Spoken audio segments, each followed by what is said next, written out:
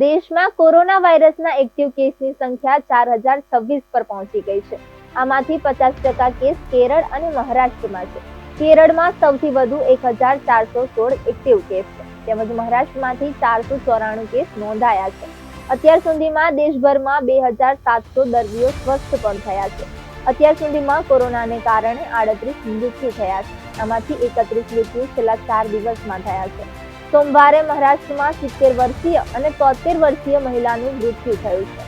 રાજ્યમાં સૌથી વધુ 10 મૃત્યુ નોંધાયા છે। 24 કલાકમાં કેરળ, તમિલનાડુ, પશ્ચિમ બંગાળ અને ગુજરાતમાં એક મૃત્યુ થયું છે।